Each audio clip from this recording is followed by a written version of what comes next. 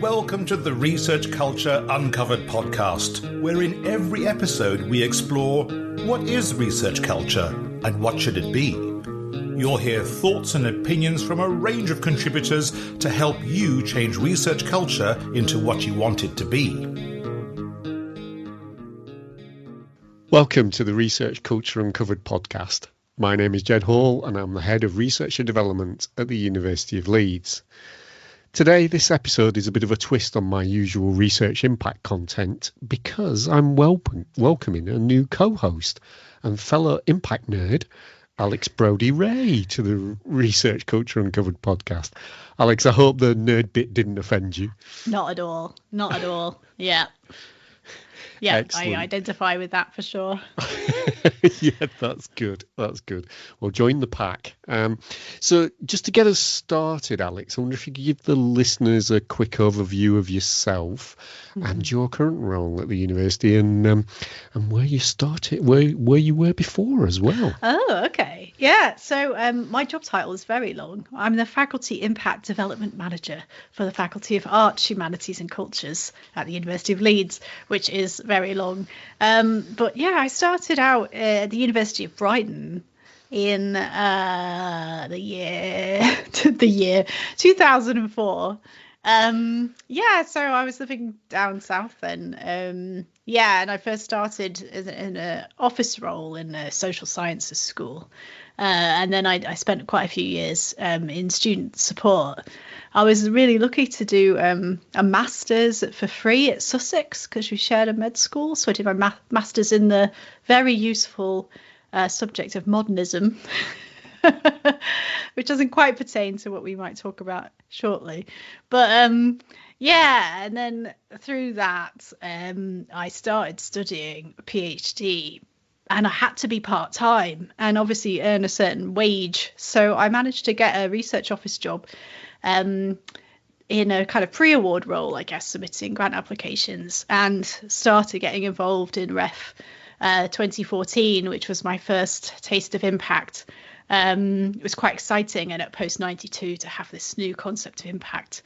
And then I ended up not finishing my PhD, but stayed in research support. So when I came to move up north, I eventually insinuated myself into a brand new role in the School of Design and Research support role there, and got heavily involved with the last REF. And from there, I worked for a couple of years in the schools of music and performance and cultural industries. So that kind of broadened out, I guess, my knowledge of arts and humanities impact. And I've been in this role, I think I'm just starting my third year, actually. So which is super exciting. It's in a pretty big faculty of 9 schools. We have a really brilliant, I'm really lucky to work with some really talented impact and research officers in the faculty. So it's, we share a lot of ideas and work on impact literacy in quite a broad way, which is really exciting. Yeah, thank you for that. Just to help international listeners, tell us what you mean by a Post 92. Okay. Just a kind of history of higher education in the UK in a nutshell. There used to be a sort of 2-tier system, I guess you might call it, for higher education. There was, before 1992, we had something called polytechnics, and they might offer degrees, but their main sort of focus was probably on more applied vocational training. So after 1992, they were able to become universities, which opened up new kind of funding opportunities for them and other opportunities. So Brighton had emerged out of various colleges. There's a private school called Brighton College, so I'm sure it wasn't called that, but I think there was an arts college there. And I think a lot of post 92s did emerge out of arts, crafts, technical colleges. That's probably what we mean. But Leeds is a Russell Group university, so that is a kind of research-focused university. Not quite Oxbridge, but maybe the next step down. I don't know. Yeah, it's interesting, isn't it, that we hang on to all those histories about when things happened, because I guess Leeds started out in terms of the trying to, early 1900s. That's when we became a university. So it's not. Actually, it was only 92 years before the Polytechnics became quite a similar beginning, really, isn't it, with the Yorkshire College? Absolutely. Yeah. So, as well as impacts, and you mentioned the word modernism, we share another passion, which is actually mod the subculture. The music, the fashion, and as I've said, the culture around that. So how did you get into that, and really what's your favourite aspect of it? Oh, okay. Well, so when I was a small child, I lived in California, so till I was 9, and I really got into soul music. I was a really big fan of Aretha Franklin. My parents had some tape in the car and I was obsessed. So I think it was the music, I suppose, or some of the music that was probably my first way in. And then there was just something about the aesthetic that I found really appealing. So my mum was a mod back in the 60s. And as a working class woman, she sort of tried to make it work, a teenager and woman. So I think there was something kind of pretty impressive. I think there's another mod book out there, Eddie Pillar, Clean Living Under Difficult Circumstances. So I think there was something about achieving such a sharp, cool look, like with little, that I found quite nice, something a bit DIY about it. Yeah. And then living in Brighton, there were a few mod nights and scooter rallies and things like that, but I think I was always I don't quite make the grade in terms of being neat to be a proper mod, but I definitely admire it all and try and emulate it in my way. Yeah, it's one of my in the town where I live, one of my favourite weekends of the year is the it used to be called the Mod Weekender at the about the third weekend in September. Now it's called the Ribble Valley Scooter Riding, which to be honest, everybody just goes, let's just call it Mod Weekender. It's easier.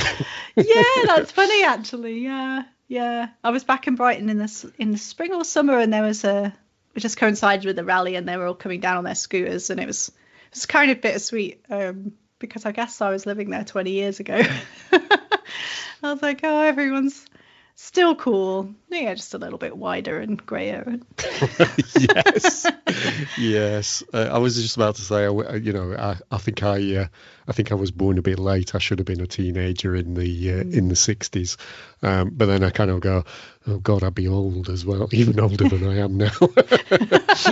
So let's just look back and go, that was cool. And absolutely, yeah. So it's great to welcome not only an impact nerd, but a mod impact nerd. Fantastic. So now, interestingly, when research impacts started becoming a thing in higher education, which was probably in the lead in to it being part of REF in 2014. So, for instance, the people had to write about it in grant applications before then. I kind of felt like I'd found my real purpose at work, that it, really hit with all my value judgments in terms of what I thought universities were for and things like that. So what is it that really interests you about it, and why? I think it took me a little bit longer, maybe. I mean, we were quite excited at Brighton when Impact came in, because we did quite a lot of kind of university partnerships working and public engagement work. So I think we were like, oh, this could be a really good opportunity to showcase what we do outside of the normal ways of valuing academic work, I guess. But, when you're in the trenches with REF, you realise it's not a popular thing, or always. It was sort of, I don't know, I used to describe it as a bit of a monster. Do you know what I mean? Like, it's this kind of huge, you have these huge wadges, or did back then, of paper guidance, and I'd have these huge kind of folders I took to places discussing it would instantly upset people. Everything was quite delicate and political about it. So I think my first sort of reckoning with it, I suppose, apart from that vague sort of optimism, was I'd like to use my skills to make the ref less bad, less evil, and more workable for the academics. Do you know what I mean? So I think that was kind of my first thought, was like, okay, I've been working in as administrator for a long time. I'm pretty organised in the scheme of things. I can just make this make sense for them. But I think it was actually, funnily enough, there was a moment last ref, and I think it might have been at one of your workshops, Ged. So I'm not meaning to like suck up to you or anything, but I was just when you said impact is change, and I was a bit like, oh yeah, do you know what I mean? Like I was like, okay, impact's change. I think I can get on board with that, rather than dealing with trying to sort of wrestle something nebulous into something understandable. It can be about sort of really creating the conditions for what a university should be. Like you were saying, I've got this memory when I was in the States of going on a campus tour.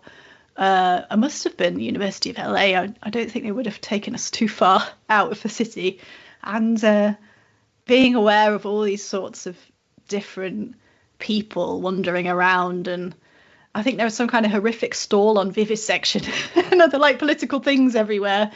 But I was like, I felt like, oh, okay, this is like a little microcosm where like different generations of people can come and kind of bring in the community, and we can all talk about ideas. So I think I've held on to that sort of idealistic version of the university and thought, actually, impact doesn't have to be something imposed on us by the ref. It can be a way of reminding ourselves of the meaning of it, which does sound quite cheesy, but I think that's what keeps me going, though, through the hard guidance talks or, recalcitrant academics. And you just think, sometimes it's like, why are you working in this area? And it'll come back to the fact they actually want to make a change. So, yeah. Yeah, absolutely.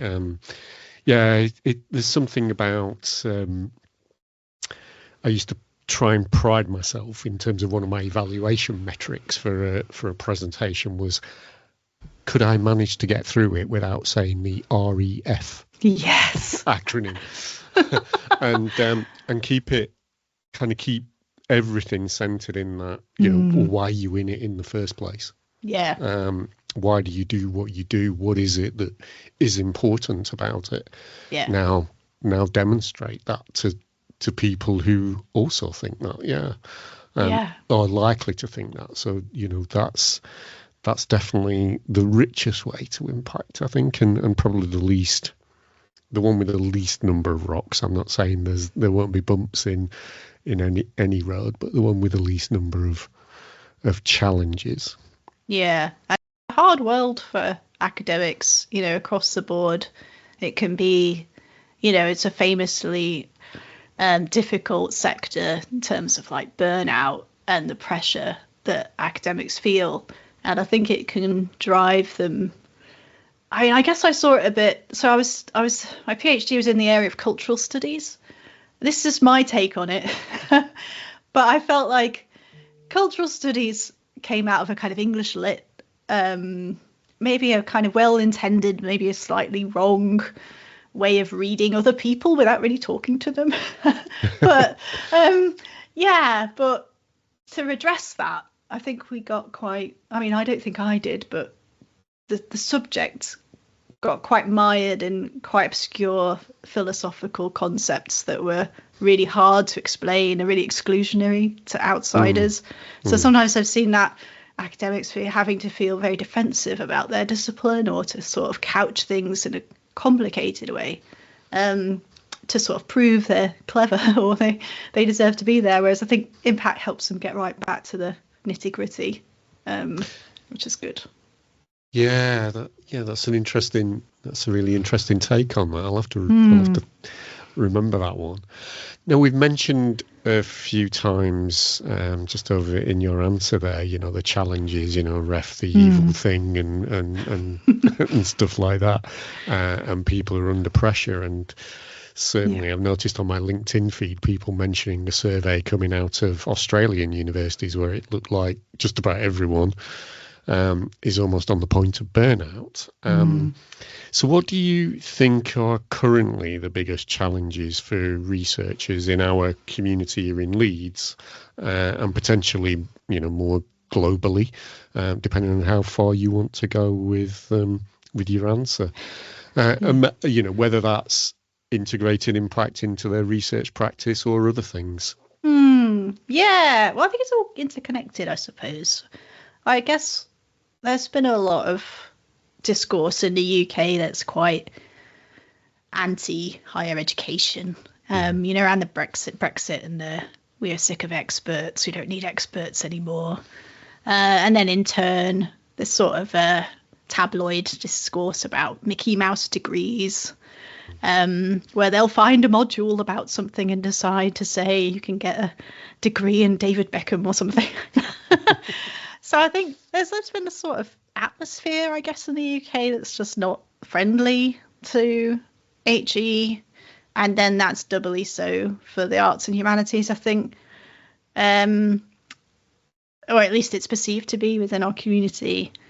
And I think that causes a sort of schism a bit that doesn't help us see the value. So, I mean, this is sort of something I've noticed that we do across the disciplines, is to sort of laugh about how we're ignorant about the other side. So a science person might say, I know nothing about poetry, and the arts person will say, it's just a load of numbers and doesn't mean anything over there in the sciences. And it's like, I think that actually might have harmed us a bit and undermining the possibilities of foregrounding real world issues. So I'm not saying I agree with any shade cast on arts and humanities or higher education, but I think there might have been missed opportunities to really demonstrate that within our communities and maybe externally, that are maybe made a bit worse by our own sort of silos that we create for ourselves. But I can understand it's hard when we really want to dig into our specialisms and create our own voices and our own areas of expertise, because that's also how academic life works. We're the one who knows the most. We should be given the money. Our papers are the best papers. But I think that competitiveness maybe is just something we need to move away from in this climate. So I know those are quite big threats, but I think they're sort of dealt out in these little ways, aren't they, throughout our everyday work that get ingrained a bit further. That's really interesting, because yes, they are systemic, big systemic challenges, but actually how you handle those as an individual matters, and with other individuals in that small system that you might be in, whether that's you talking within your discipline or talking outside of the discipline. I remember so I had two supervisors, which when I did my PhD was a bit rare, having a supervisory team. And the oldest one's still alive. I got an email from him a couple of weeks ago, but unfortunately the younger one died a couple of years ago. And I remember when I came back to Leeds, he was still at Leeds when I came back to Leeds in 2011. And kind of went to see him, and we had a good natter, and he was like, what are you doing, and this sort of thing. And I said, well, I'm kind of probably going to be doing stuff around this impact stuff. And he's like, his eyes rolled in his head, and because he was a very fundamental researcher, very at the most fundamental end of chemistry, where which was where my degree and PhD were. But we started talking about this exhibition he'd done with some arts researchers in terms of how to represent waveforms, and it was a fascinating exhibition. I think it was before I came back to the university, and I think it was in one of the night lights, the really early ones, kind of because they've been running quite a while. So loads of like quite big balloons and things like that that were kind of oscillating around in time to music, which was influenced by the waveform of that particular small fragment of a molecule. Oh, cool. Yeah. And he, absolutely loved it, and I think he loved the almost the challenge of trying to show it. Something at the subatomic level and the atomic level, and being able to show that so that people can interact with it. And it was only, the art side of things that enabled him to kind of grasp that, so working with people from, as you said, the other part of the university to kind of think, how do we do this? And what, actually framing that almost as a research question, which fired all of them off as collaborators. Yeah. That's interesting you said that, because sometimes there's a bit of reluctance amongst arts researchers to get involved with the sciences because they feel like they're going to be popped on the end as the pretty bit of public engagement, or just sort of, I suppose, hired in for that bit and not part of the research itself. I think that is a challenge sometimes, because it's about how you see knowledge. It could be quite fundamental, but I think when you do have that mutual respect, then that's when the most interesting things happen. Yeah, absolutely. So talking about interesting and exciting, what is it that you're currently working on or about to start working on that's really got you fired up? Well, it's probably very nerdy. But sure, universities are at various stages of preparing for the ref. And in some ways, the last ref for me wasn't super fun. And we were in COVID, which added another level of weirdness to the whole thing. But somehow I really do enjoy working on the nitty-gritty of those texts. Do you know what I mean? Like, I really enjoy working with academics on giving them feedback. And I've just spent the last week really trying to help with feedback that's come also from other brilliant professional services staff here, but really kind of trying to collate that and present it to them in a way they'd find the most helpful. And in a way, it's kind of hard work, but I'm really excited to start talking to them about working on the actual text. And I guess some of the technical things about presenting an impact case study. So that's probably not what most people are excited about, but I think I quite like that back and forth or the puzzle of it. Because some of our research is quite iterative. So you'll have like a relationship between the research and the impact that's sort of circular, that feeds on itself. Yeah. So it's just helping them comb out like the research to the impact claimed. Or we've got other big projects which, it's worth like, I don't know if I think in shapes, but I'm like, I can imagine the different shapes the case study might make with that. So weirdly looking forward to that. And this is also really nerdy, such a nerd. Like, we just about finalising this impact strategy for our faculty. And strategies are boring, aren't they? And no one reads them. And they can be full of complete guff. But I've tried to give it some work packages and some actual deliverable things. And I've realised I'm only one person in this big faculty. So I'm really looking forward to working with the officers delivering certain bits of those work packages, or the directors of impact as well, the academics. So I feel like we're at the edge of a new phase as we move into ref. So there'll be more technical challenges, I guess, is what I'm looking forward to. Can you take the lid off the strategy a little bit? And is there anything that you're particularly looking forward to trying? Yeah, so I think we've been sort of experimenting a bit with training for our case study authors. We might be moving into that more one-to-one work. But I feel like we're solidifying a little bit around what, in particular, arts and humanities academics might need.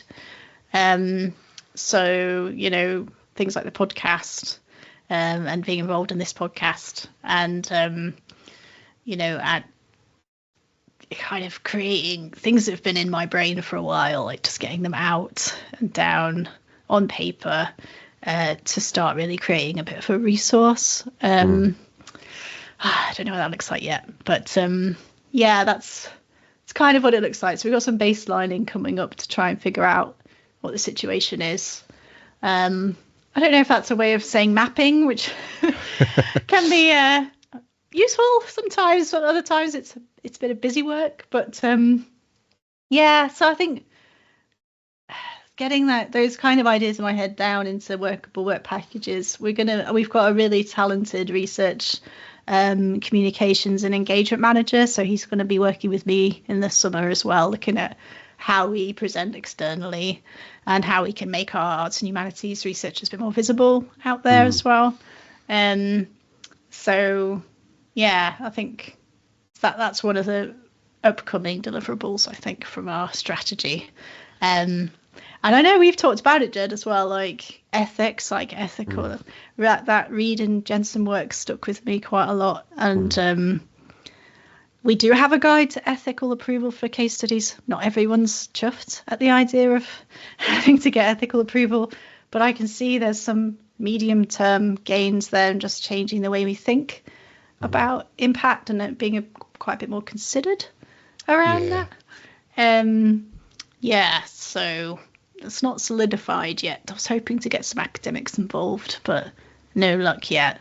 Maybe it's not exciting enough, but yeah, it'd be nice to sort of start to really bring in that co-productive element we have in our faculty into our practices, rather than just, oh look, we do co-production.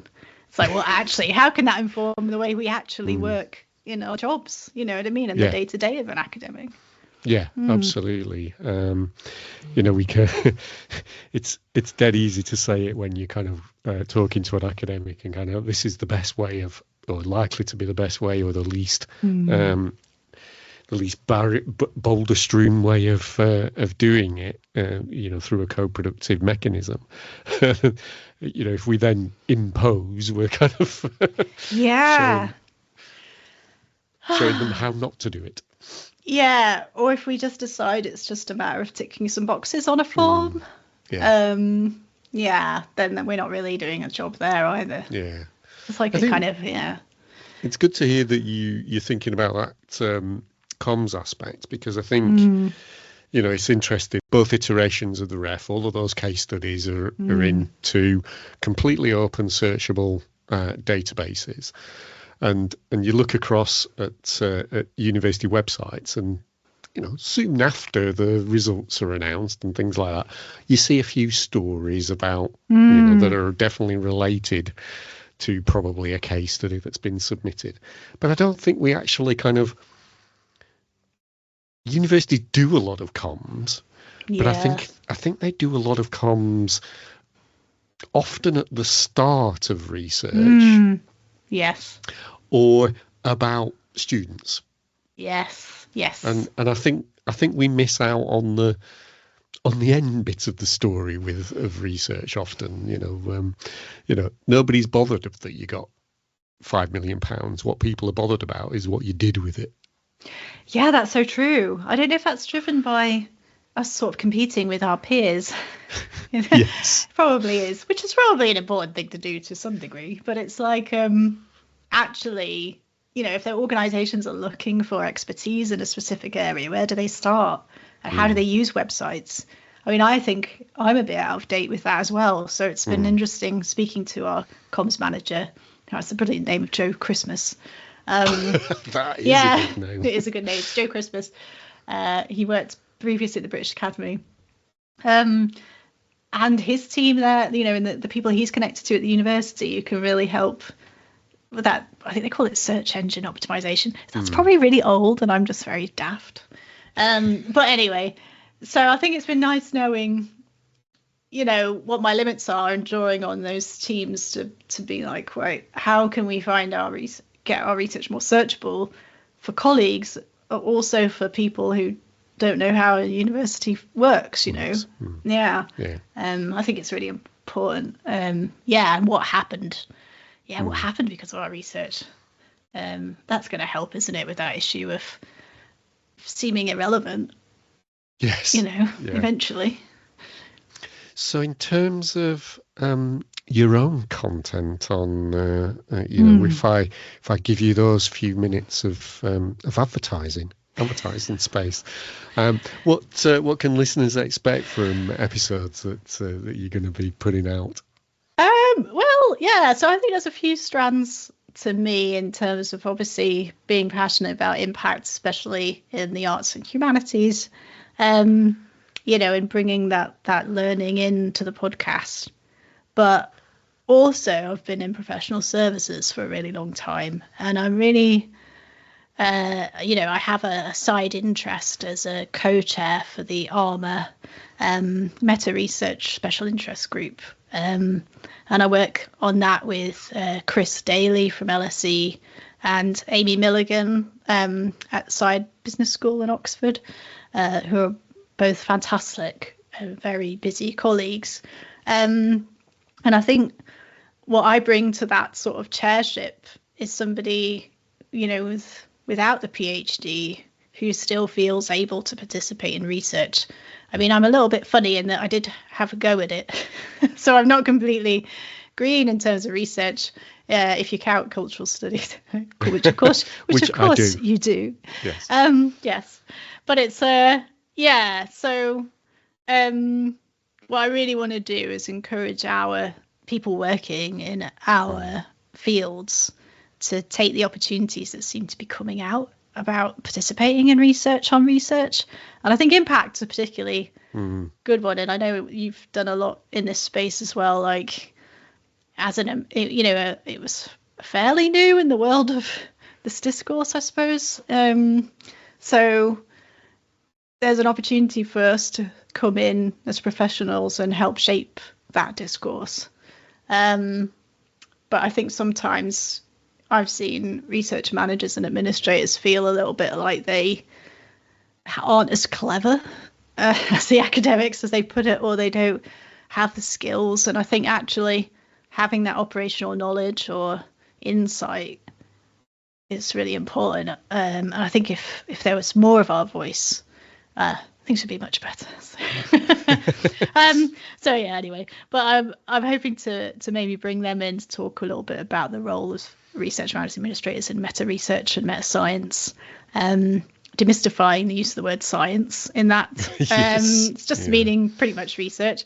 And I guess, I'm interested in that. I can talk about PGR experiences, even if I didn't finish. There's it's funny because people with PhDs seem to understand why I didn't finish, and people without them think it's a real big shame. So, I've done some work with women at Leeds before as well around emotional labour and academics as well. I'll try and be a little bit more systematic when I come up with the podcast ideas, but at the moment it's sprawling all over the place, and those sort of slightly disparate threads maybe.